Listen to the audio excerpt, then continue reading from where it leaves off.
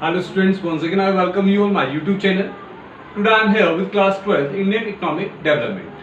As you know that we are doing chapter 2 Indian Economy 1950 to 1990 and it's our third lecture. And our today's topic is Objective of Planning in India.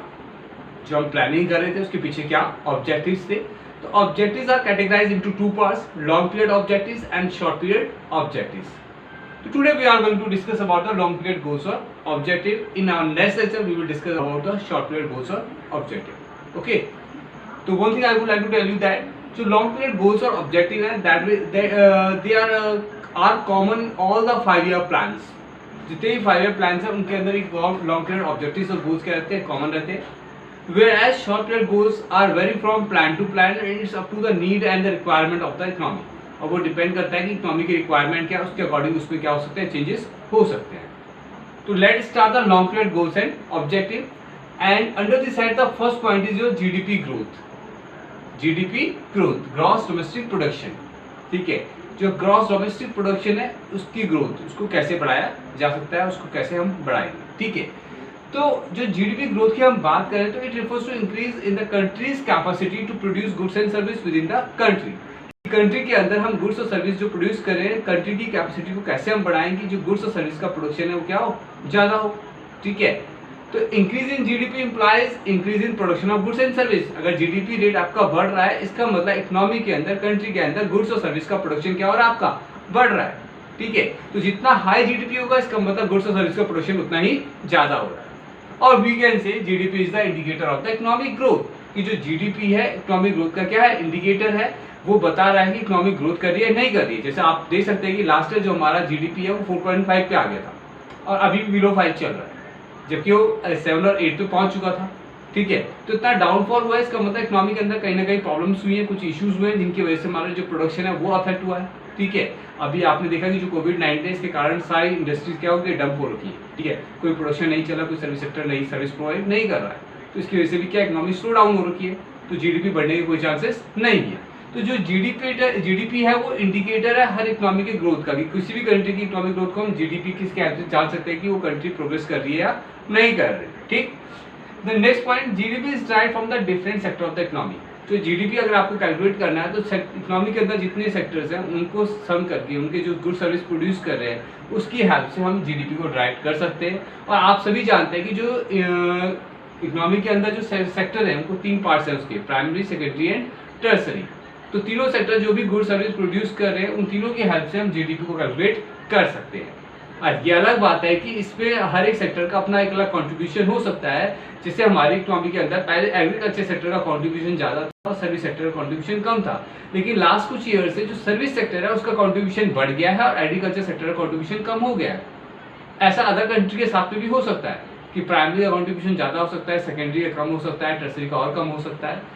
तो ये अलग अलग economies के अंदर अलग अलग हो सकते हैं, इसमें चेंजेस हो सकते हैं. ठीक, तो जीडीपी हम ग्रोथ की बात करेंगे कैसे हम कंट्री की कैपेसिटी को बढ़ा सकते हैं. तो उससे क्या है कि जो जीडीपी है, इंक्रीज इन जीडीपी, ये 2 फैक्टर्स के ऊपर डिपेंड करता है. अगर आप कंट्री की जीडीपी को बढ़ाना चाहते हैं तो आपको 2 फैक्टर्स के ऊपर वर्क करना पड़ेगा. The first, increase in resource base. जो कंट्री के रिसोर्सेज है जिनके हेल्प से आप प्रोडक्शन कर रहे हैं, आपको उनको बढ़ाने के बारे में सोचना पड़ेगा कैसे हम उनको बढ़ा सकते हैं. ठीक है, because every economy has a very limited resources.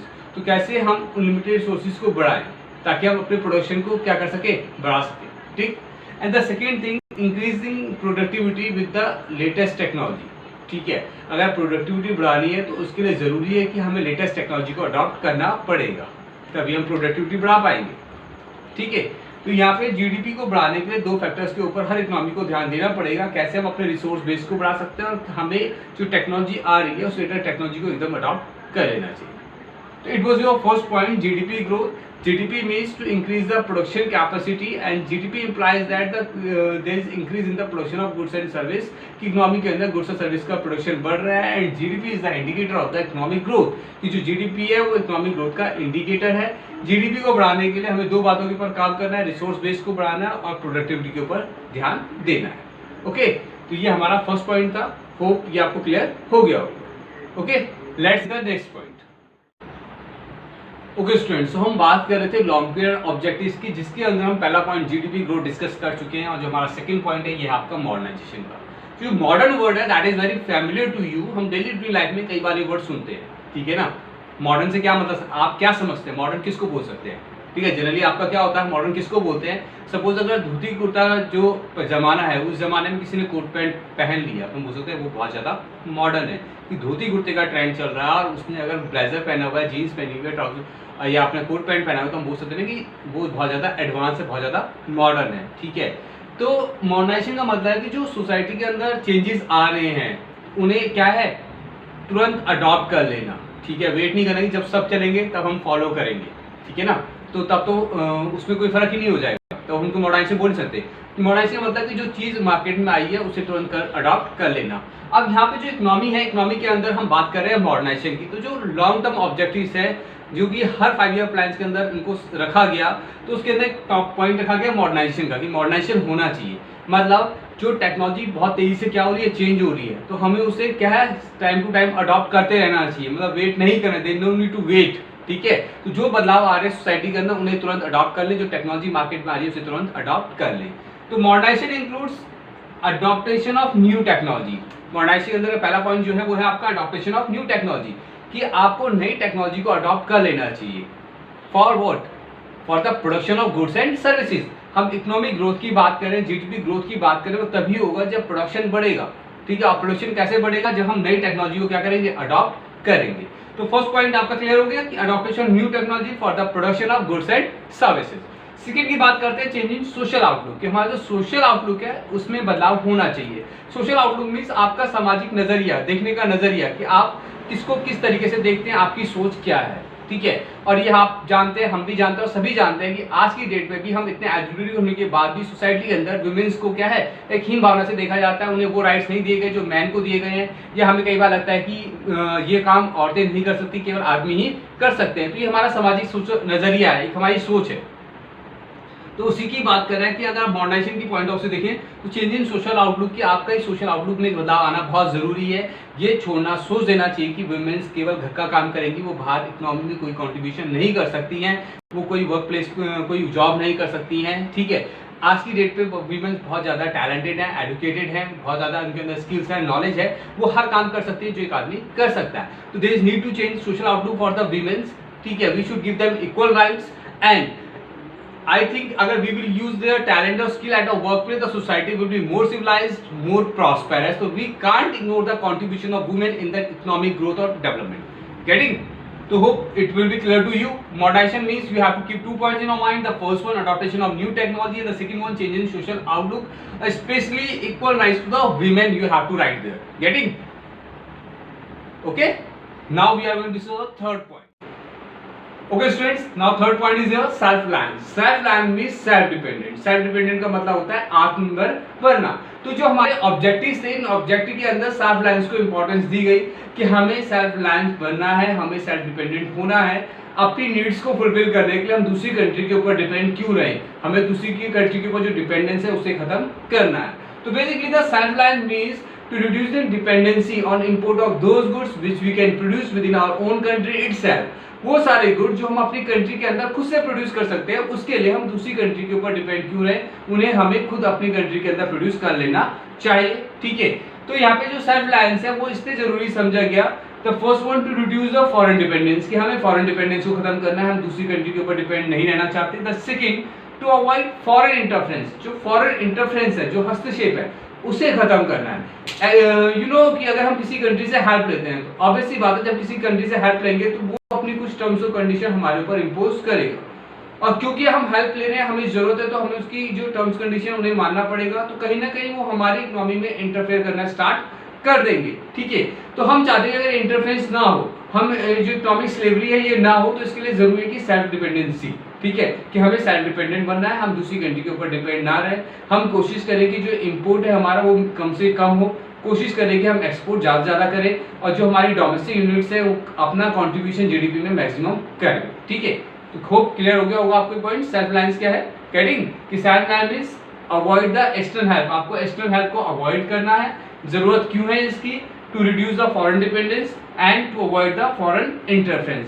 और बेसिकली ओवरऑल इसका जो पूरा थीम है वो किस चीज के लिए बोला गया, सेल्फ सफिशिएंट फूड ग्रेन्स, कि जो फूड रेंज है, हमारी एग्रीकल्चर कंट्री है हमारी, तो हम एग्रीकल्चर प्रोडक्ट्स खुद ग्रो कर सकते हैं। तो इसके लिए हम दूसरी कंट्री के ऊपर डिपेंड ना हो, जो हमारी फूड आइटम्स की जो नीड है उसको हम खुद ही क्या कर सके, पूरा कर सके। Okay, let's see the next point, fourth. Okay students, the next fourth point is here equity. Equity का मीनिंग है समानता, जिसको हम इक्वालिटी भी बोलते हैं। We are talking about the modernization, we are talking about the high growth rate, we are talking about the women empowerment. A country can have high growth, a country can have a latest technology, but there is no use if group of the people are there, those who are living below the poverty line. अगर ऐसा group है कि जो BPL category में आता है, जो poverty line से नीचे रह रहा है, सर्वाइव कर रहा है, not able to manage 2 time bread and butter, तो इस तरह की मॉडर्नाइजेशन का इकोनॉमिक ग्रोथ के कोई मायने नहीं रह जाते हैं। तो along with modernization and growth, it is important to ensure that economic development shared by all the citizens of the country to promote social justice. तो ये बहुत ज़रूरी है कि इस बात को आश्वस्त कर लिया जाए कि जो इकोनॉमिक ग्रोथ की बात कर रहे हैं, डेवलपमेंट की बात कर रहे हैं, उससे जो एडवांटेज मिल रहे हैं वो हर एक सिटीजन को मिलने चाहिए। ये नहीं है कि उसका एडवांटेज केवल rich section of the society ले रहा है, जो पुअर सेक्शन ऑफ सोसाइटी है उसको बेनिफिट नहीं मिल रहा है। तो there is need to reduce this inequality of income distribution, and there is need to uplift the weaker section of the society, then we can achieve the equity in the society or in the economy. ठीक है, तो equity की हम बात कर रहे हैं कि हम समानता होनी चाहिए। समानता जो तभी होगी जब हम रिड्यूस करेंगे इनइक्वालिटी को। इनइक्वालिटी किसकी? इनकम और वेल्थ की। जो हमारी सोसाइटी के अंदर income distribute that is unequal, few people are very rich, few are very poor. So there is need to reduce inequality of income and wealth. And second, upliftment of the weaker section of society. जो weaker section of society उनका living standard उसे uplift करके हम equity को ला सकते हैं। अब weaker section के अंदर कौन लोग आएंगे, हम किनकी बात कर सकते हैं? लैंडलेस वर्कर्स हैं, लेबर्स हो गए, इसमें स्मॉल फार्मर्स है, बैकवर्ड पीपल है, हैंडीकैप पीपल है। तो ये सारे वीकर सेक्शंस हैं सोसाइटी के। ठीक है, तो इसके लिए हम क्या कर सकते हैं? We can reallocate the lands, we can take the help of the progressive tax system, we can take the help of licensing system. So with the help of these instruments, we can reduce the problem of the weaker section of the society, and we should ensure that ki everyone is able to manage its bread and butter.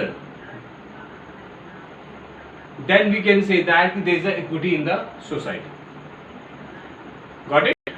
तो equity के लिए जरूरी है कि जो inequality है उसे खत्म किया जाए और जो वीकर सेक्शन सोसाइटी का उसे अपलिफ्ट किया जाए। तो main points we have to keep in mind that reducing inequality of income and wealth, and uplifting the weaker section of the society, and the economic development, the advantage of economic development is shared by all the citizens of the society.